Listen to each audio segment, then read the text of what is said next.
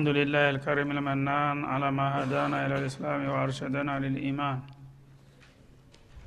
وأنزل هذا القرآن الكريم بالبرهان وأرسل لنا أفضل الرسل بأفصح اللسان وله الحمد والشكر على هذه النعم العظيمة والآلاء الجسيمة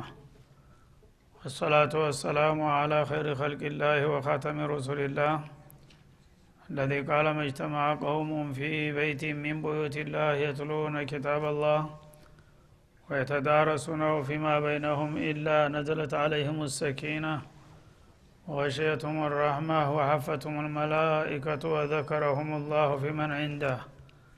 وعلى آله وصحبه ومن اهتدى بهديه وبعد. فقد وقفنا في درس أمس عند قوله جل وعلا من سورة النساء: ستجدون آخرين يريدون أن يأمنوكم ويأمنوا قومهم. الآية رقم 91. فلنبدأ من هنا.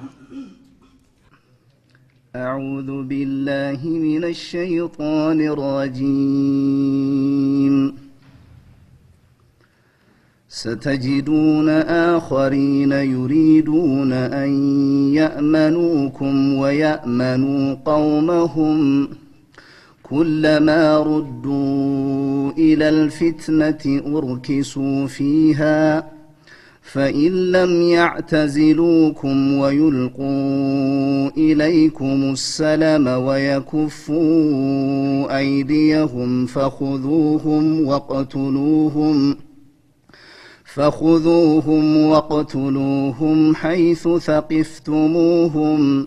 وأولئكم جعلنا لكم عليهم سلطانا مبينا.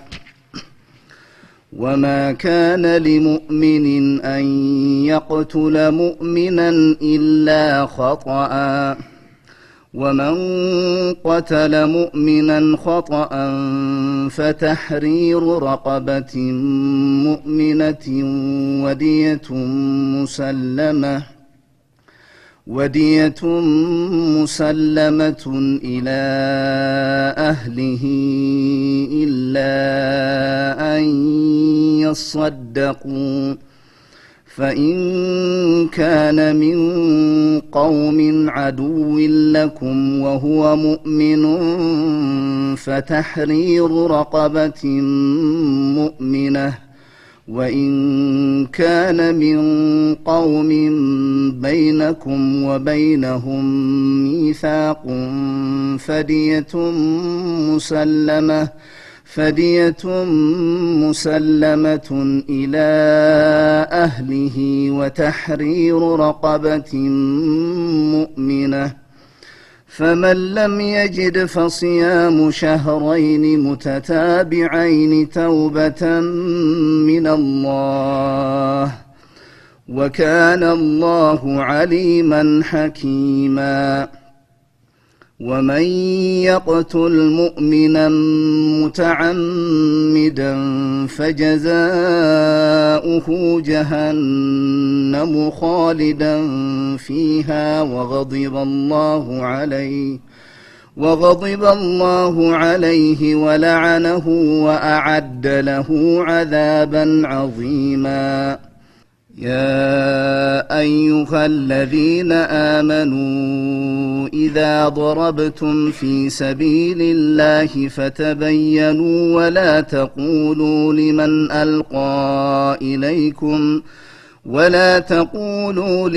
ألقى إليكم السلام لست مؤمنا تبتغون عرض الحياة الدنيا فعند الله مغانم كثيرة كذلك كنتم من قبل فمن الله عليكم فتبينوا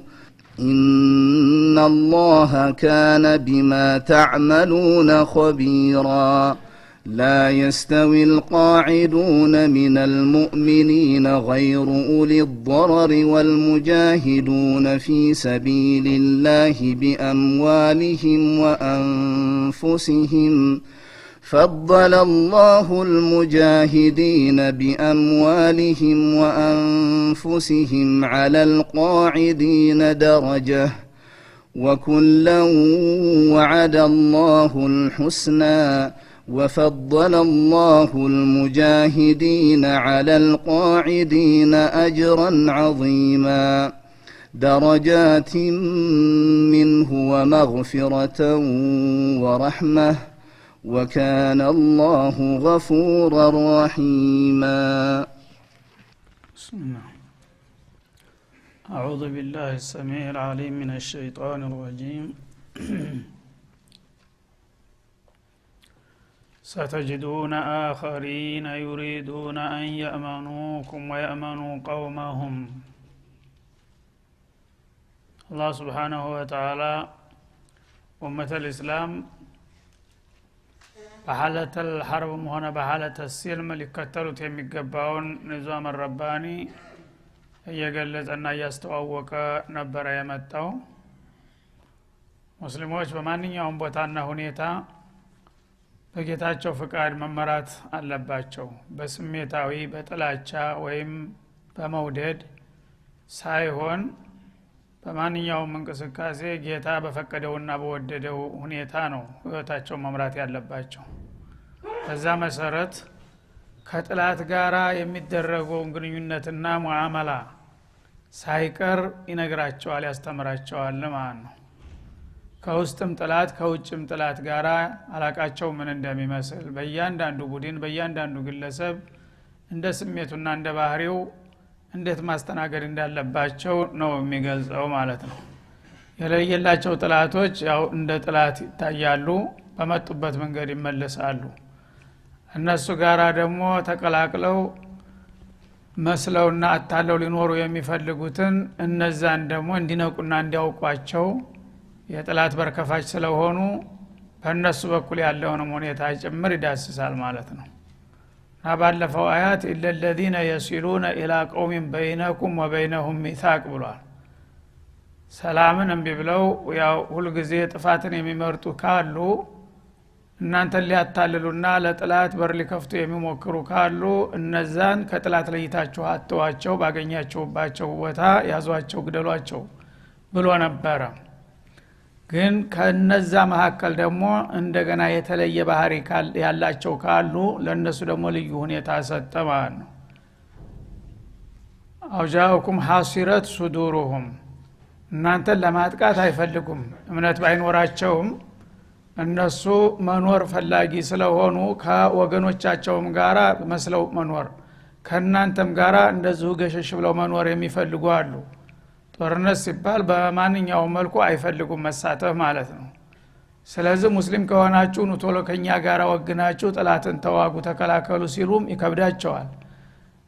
እንግዳውስ ተካፊሮቹ ከሆናችሁ ደግሞ ከነሱ ጋራ ሆኑ ይለይላችሁ ሲባሉም አይፈልጉም። እንግዳውሳ በመሃል መኖር ነው የሚፈልጉት ማለት ነው። ሐሲረት ሱዱሩሁም ልባቸው ይጠባል ማለት ነው። ወኔ የላቸው። እንደ አይነቶቹ ባይጠቅሙም አይጎዱም። ስለዚህ እስከ ተዋችሁ ድረስ ተዋቸው ብሎ ነበር። አዩቃቲሉኩም እናንተ ሊጋደሏችሁ የማይደፍሩ አው ይቃቲሉ ቀውመሁም ወይም ደግሞ ከወገኖቻቸው ጋራ ተቀላቅለው እሱ እናንተ ጋራ ወግነው ወገኖቻቸውንም ሊጋደሉ የማይፈልጉ ከሆኑ በሁለቱም በኩል ጉዳትም ጥቅም የላቸውምና እነሱን ተዋቸው ብሎ ቀነሰ። ወለው ሻአ አላሁ ለሰለጠሁም አለይኩም አላህ ቢፈልግ ኑሮ እነዚህን ሰዎች እኮ ሚናቸውን ለይተው ከለየላቸው ከሃዲዎች ጋራ ተቀላቅለው እናንተን ሊያጠቋችሁ ይችሉ ነበር። ግን እንደዚህ ወኒ እንዲከዳቸው ያደረገው አላህ ነው። እስከው ተዋችሁ ድረስ ተዋቸው አለ። ፈለቃተሉኩም እንደነዛኞቹ ልባቸውን ቢያጸናው ኑሮ እናንተን በተጋደሏችሁ ነበር። ታዲያ ያ መሆኑ ቀርቶ ፈኢን يعتزلوكم አሁን ከናንተ የሚገለሉ ከሆኑ ላለኩም ወላ አለይኩም ማይረዷችሁም ማያጠቋችሁም እስከሆነ ድረስ ፈለም يقاتلوكم اعتزلوكم የሚለውን ሲፈስረው ነው ራሱ ማለት ነው። እናንተን ማይጋደሉ እስከሆኑ ድረስ ዋልቀው ኢለይኩም ሰላም እንዳውም ሰላም ወደ እናንተ የሚያቀብሉ ከሆኑ እኛ ሰላም መኖር ነው የምንፈልገው ከናንተም ከማንም ጋር መጣላት አንሻም እስካሉ ድረስ እነዛንም ተዋቸው ይላል እና በዛ አቋም ላይ እስከተገኙ ድረስ فما جعل الله لكم عليهم سبيلا እነሱን ልታጠቋቸው የሚያስፈልገውን አቅጣጫ አላህ አልፈቀደላችሁም እነዚህን ምናልባት አንድ ቀን አድብተው እነሱም ሊጎዱን ይችላል በሚል ስጋትና ጥርጣሬ በእነሱ ላይ ጥቃት እንድትሰነዝሩ አልፈቅድላችሁም እስከተዋችሁ ድረስ ተዋቸው ይላል ማለት ነው ይሄ አንዱ ወገን ሲሆን እንደገና ሰተጅዱነ በማያያዝ ሌሎችም ቡድኖች ታገኛላችሁ አኸሪን አሁን ከተገለጹት ደግሞ ለየት ያለ ባህሪ ያላቸው ተቀራራቢና ተመሳሳይ የሆኑ ሌሎችም አሉ ይላል እነሱ ደግሞ አካዳቸው ምንድነው ይሪዱና አየመኑኩም እናንተ ጋራ በአማን መቀመጥ ይሻሉ መጋጨት አይሹም ከናንተ ጋር ማለት ነው እና እናንተም እንዳትደርሱባቸው ወየመኑ ቀውመሁም ካፊሮች የሆኑት ወገኖቻቸውም ደግሞ በጥላቻ በጥቃት አይን እንዳያዋቸው ይፈልጋሉ ከዛም ከዚህም ሰላም መኖር ይፈልጋሉ ማለት ነው እዚህ ላይ እንግዲህ በዚህ ባህሪያቸው ልክ ያለፈውን ቡድን ይመስሉ ነበር ግን በሚቀጥለው ነው የነሱ ልዩነት የሚመጣው ማለት ነው አሁንም ልክ እንዳለፉት ከናንተም ጋራ መዋጋት አይፈልጉም ከካፊሮችም ጋራ መዋጋት አይፈልጉም ይሄ ቢሆን ኑሮ ያው ተዋቸው በሚለው ላይ ይቀጥል ነበር ማለት ነው ችግሩ ግን እነሱ ዘላቂ የሆነ አቋም የላቸውም ማለት ነው ኩለማ ሩዱ ኢለል ፊትና ወደ ፈተና ወደ ችግር በተጋበዙ ቁጥር ኡርኪሱ ፊሃ ወደዛ ወደ ተፈለጉበት አቅጣጫ ሄደው ይዘፈቃሉ አቋመ ቢስ ከመሆናቸው የተነሳ እናንተ ጋራ ሲመጡ ልክ ሙስሊሞች ይመስላሉ እና ለዲኑ ተቆርቋሪ ለእናንተ አሳቢ ወገን መስለው ሽርጉድ ይላሉ ማለት ነው እና የካፊሮችን ያጥላላሉ ያንቋሻሉ እነሱ ጋር ሲሄዱ ደግሞ ሙልጭ ብለው ይረደዱና ወዳውኑ እኛ እኮ መረጃ ለማምጣት ነው እንጂ ወደ እነሱ ይሄር ነው ከናንተ ጋር ነው ብለው ደግሞ እነዛ ጋር ያጨበጭባሉ ማለት ነው የፊተኞቹ ግን ቁጥብ ናቸው ከዚህም ከዛም መጋጨት አይፈልጉም ሌላ ነገር ተቃራኒ ነገር ግን አይታይባቸውም ማለት ነው እነኞቹ ግን ከሙስሊሞቹ ጋር ሲመጡ ለምን መጣችሁ ምናምን ሲሏቸው እንደ ሙስሊሞች አይደለንም እንደ ይላሉ ማለት ነው ያንተ ወገኖቻቸው አይደለንም እንደ እኛ እኮ ለዲናችን ማናደርገው ነገር የለም እናንተ አላወቃችሁም እንጂ ከነሱ ጋር ይሄር መረጃ ለማምጣት ምናምን እንጂ ለይታችሁ ልታውን አይገባም ብለው ይሰብኩሃል ማለት ነው ሙእሚን ሊመስሉ እዛ ሲሄዱ ደግሞ ለምን እዛ ሄዳችሁ ሲሏቸው እንደናንተ ዝም ብለን ዳር ሆነን ምን እንደሚሰራ ሳናውቅ እንጃጃላለን እንዴ ሄደን ያለውን እንቅስቃሴ ማየትና ማጥናት አለብን እኮ አልበለዛማ እናንተ ጋር መሆናችን አትጠራጠሩ ይሏቸዋል ማለት ነው እነዚህ እንግዲህ ሁለቱንም ቡድን በማታለል ላይ ነው ያሉት ማለት ነው እና ወደ በልንግዳውስ እንዲያልከው ከሆነ አሁን ለዝጣው ስገድ ቢለው ወዳውኑ ይሰግዳል ማለት ነው ኡርኪሱ ፊያ ማለት ወደዛ ኡርኩስ አላማ ላይ ይዘፈቃል አያወላውልም ኢማን ቢኖረው ኑሮ ግን ያን ሊያረጋው አይችልም እዚህም ደግሞ እንግዳማ ከሆነ እኛ ጋር ስገዱ እኛ ጋር ዘካ ክፈሉ ምናምን ብትላቸው ያን ያልካቸውን ይሰራሉ ለማታለል ሲሉ ማለት ነው የዚህ አይነቶቹ እንግዲህ አደገኞች ናቸው የቀንጅብ ናቸውና አንድ ቀን ተመቻቸለት ሁኔታው አይተውህም ቃል ኪዳን አለይ ብሎ ማለት ነው ኡርኪሱ ፊሃ ማለት እንተከሱ ፊሃ ወደዛ ጠልተነዋልና ተፍተነዋል ወደ ያሉት ርኩስ አላማቸው ዘለው ለመግባት ወደ ኋላ አይሉም ወዳውኑ ሲሻይጥ ሶጋይ ናቸው ማለት ነው ፈኢለም ያዕተዚሉኩም ታዲያ እነዚህ እንዲህ አይነቱን ጫዋታ ትተው ከናንተ ከልብ የማይገለሉላችሁ ከሆነ እጃቸውን የማያነሱ ከሆነ ወይልቁ ኢለይኩም ሰላም እና ሰላምን ወደ እናንተ የማያቀርቡ ከሆነ በማታለል መልክ እንጂ ልባዊ የሆነ ሰላም የማይቀበሉ መሆናቸው ከታወቀባቸው ወይኩፉ አይዲሁም የጥቃት እጃቸውን ከናንተ የማያነሱላችሁ ከሆነ እነዚህ ያው ጥላት ናቸው ሽፋን ለመስጠት ያህል እንጂ ማለት ነው በመሆኑም ፈኹዙሁም ወቅቱሉሁም ባገኛችሁበት ቦታ ያዟቸው ግደሏቸው ማለት መግደልም ካቻላችሁ ግደሏቸው መማረክም ከፈለጋችሁ ማርኳቸው ጥላት ናቸውና ማለት ነው حيث ثقفتموهم ማለት حيث وجدتموهم في الحل والحرم ሌላው ቀርቶ በሐረም ግቢ እንኳን ቢሆን እነዚህን አይነት ሰዎች ካገኛችሁ በተደጋጋሚ ወስላታ አታላይ መሆናቸው ተረጋግጧልና የትም ቦታ እንዳትምሯቸው ይላል ማለት ነው እና እነዚህ የገጠፋንና አሰድ የሚባሉ ቀባኢሎች ነበሩ በመዲና እና በመካ መካከል የሚገኝ ቦታ ላይ በደውዮች ናቸው ስለዚህ መኮችም መተው በሚሰብኳቸው ጊዜ እሺ እናንተ ጋር ነን ይላሉ ማለት ነው መካም ሄደው ለጣዖት ሲሰግዱ ብለው ይመጣሉ እንደገና ወደ መዲና በሚመጡ ጊዜ ደግሞ ከናንተ ጋር ነን ይላሉ ለምን መኮች ጋር እንደዛ አላቃርጋቸዋል አሉ ሲሏቸው አይ እኛ እነሱ ጋር ያለው ሁኔታ ለማወቅ ብለን እንጂ ብለው ሊሰብኩ ይሞክራሉ ሊያታልሉ ማለት ነው እነዚህ ሰዎች ምን ጊዜም ቢሆን ያው ቀን ጊዜ ለመግዛትና ሁኔታን ለማመቻቸት እንጂ ከኩፍራቸው አልተላቀቁም በመሆኑም ወደፊት የሚናፍቁትን አመች ጊዜ ከማግኘታቸው በፊት እናንተ ምቷቸው ብሎ አላህ አጋለጣቸው ማለት ነው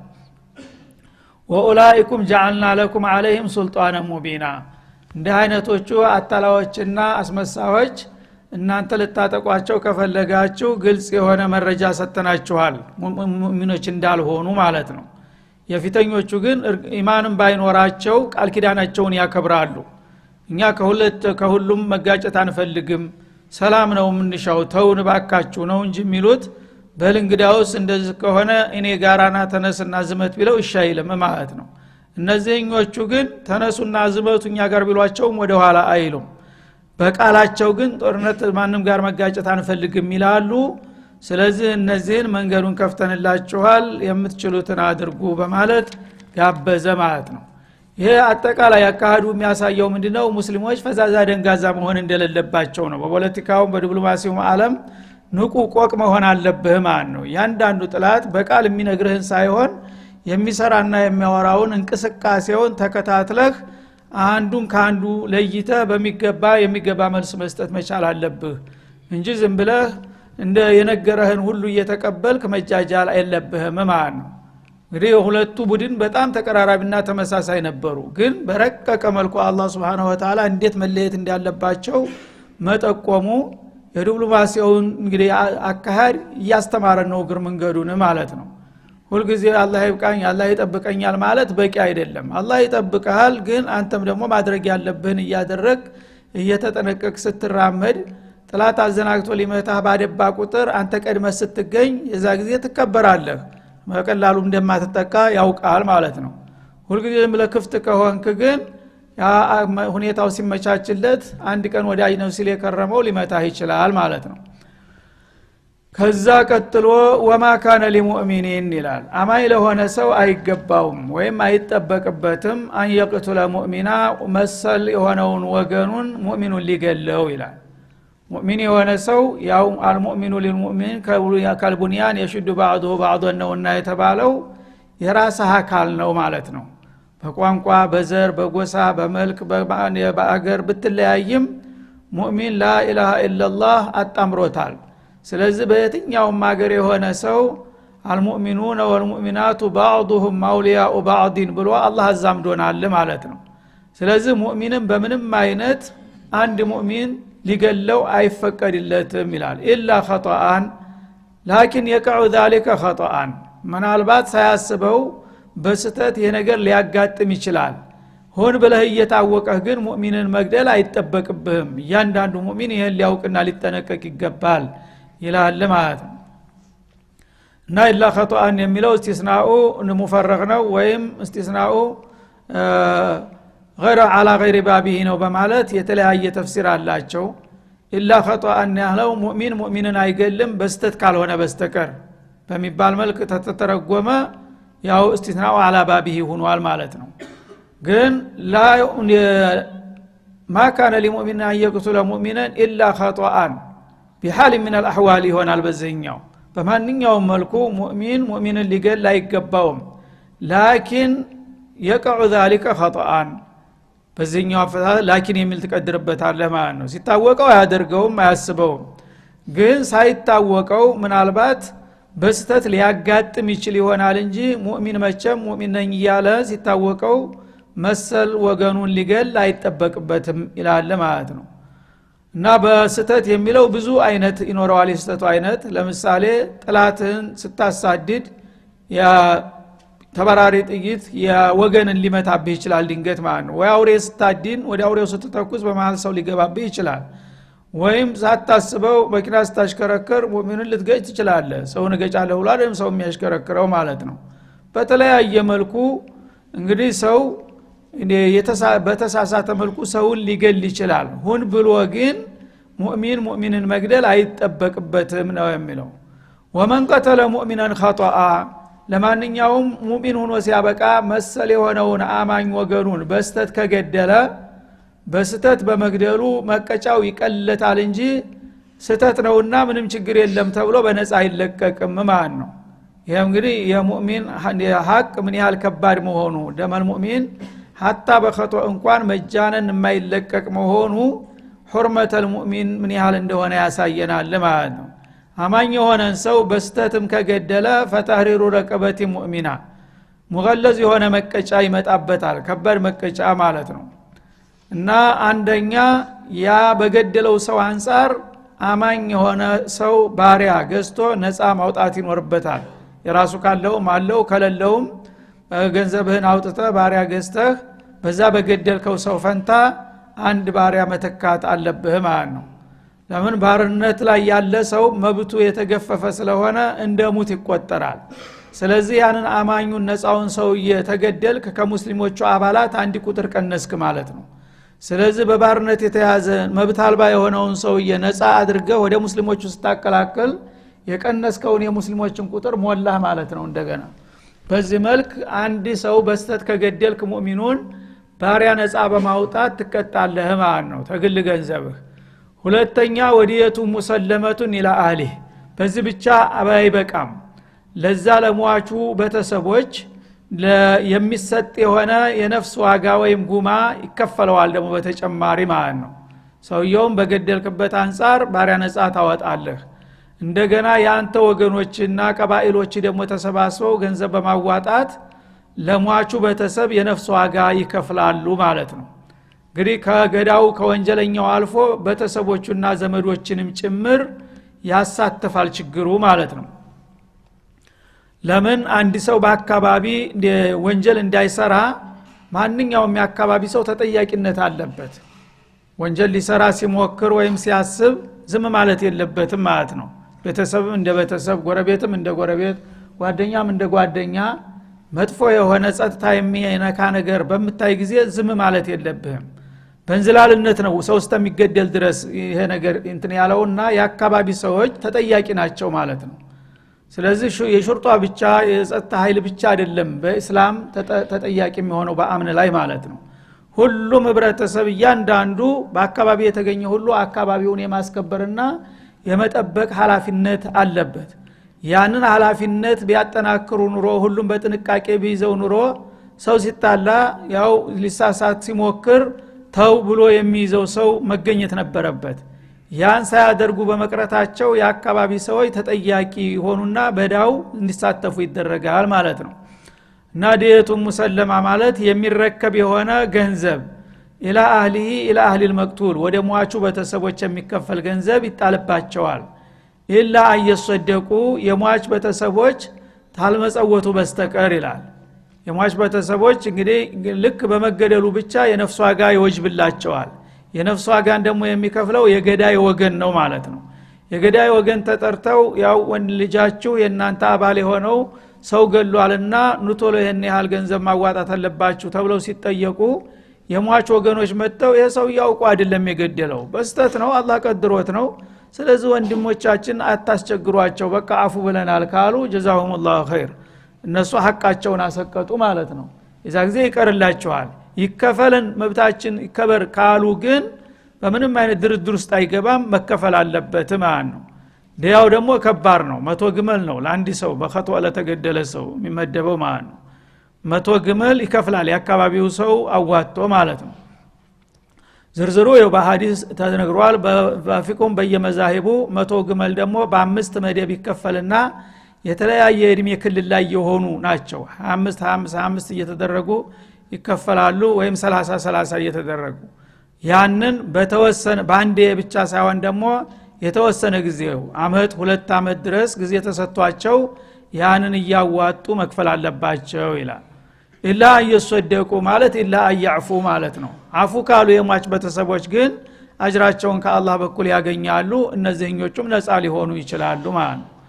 እና እግር መንገዱን አፉ ማለት አስፈላጊ መሆኑን ምክንያቱም ሰው አውቆ ባልሰራው ወንጀል ይሄን ያህል መቀጣት አግባብ አይደለም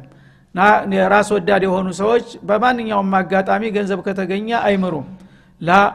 እንደ ላይ ቆም ብላችሁ ማሰብ አለባችሁ መብታችሁ ቢሆንም አፉ ማለቱ ደግሞ የተሻለ ነው እናንተም ከኔ የምታገኙት አጅር ይበልጣችኋል ብሎ ማግባባቱ ነው ማለት ነው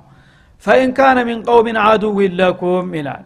ይሄ የተገደለው ሰውዬ ደግሞ ከጥላቶቻችሁ አባል የሆነ ቢሆንስ ይላል የፊተኛው እንግዲህ ለራሱ ሙእሚን ነው ወገኖቹ ሙእሚኖች ናቸው እሱን አውቀናል ሁክሙን ማለት ነው አሁን ግን ሟቹ ሰውዬ ሙእሚን አይደለም እሱ ሙእሚን ነው ለራሱ ሙእሚን ነው ግን ወገኖቹ የሱ አሷባዎቹ ካፊሮች ናቸው ጥላቶች ናቸው ማለት ነው ይሄ ከሆነ ምን ይሆናል ወሆ ሙእሚን እሱ ለራሱ ሙእሚን እስከሆነ ድረስ ሟቹ ፈታህሩ ረቀበቲን ሙእሚና የሚለው አሁንም ይቀጥላል ማለት ነው ምክንያቱም ባሪያ ነፃ ማውጣት የሚለው የሟቹ በቀጥታ መብት ስለሆነ በገዳው ላይ የሚጣል ግዴታ ነው ያ እንደተጠበቀ እንደተለመደ ይቀጥላል ግን ዲየቱ ሙሰለማ የሚለው ይቀራል ማለት ነው ዘላይ ለቤተሰብ የሚሰጠው ይቀራል ለምን ቤተሰቦች ጥላት ናቸው አላል ሐርብ ናቸው ለነሱ ገንዘብ ከሰጣቸው በሰጣቸው ገንዘብ መሳሪያቸውን ገዝተው መልሰው ሊወጉ ይችላሉ ማለት ነው አህድ የላቸውምና ያነ ለሟቹ ብቻ የሚገባውን ተሰጥና ለቤተሰቡ የሚሰጠውን አይመለከትህም ማለት ነው ካፊርና ጥላት ሲሆኑ ማለት ነው እና ካፊር መሆናቸው ብቻ አይደለም ጥላት ከሆኑ አንተን የሚዋጉ ከሆኑ አህድ ያላቸው ከሆነ እናንተ ጋራ ሰላም ተፈራርመው ከሆነ ግን ለነሱም ይሰጣቸዋል ወደፊት እንደሚለው ወይን ካነ ሚን ቀውሚን በይነኩም ወበይነሁም ሚሳቅ አሁንም ይሄ የተገዳው ሰውዬ ከናንተና ከነሱ መካከል ልዩ ቃል ኪዳን ያላቸው ወገኖች ከሆኑ ያ ደግሞ ተዚህ የተለየ ይሆናል በሚቀጥለው ይገለጣል ወሰለላሁ ዐለ ነብዩ ወኢላ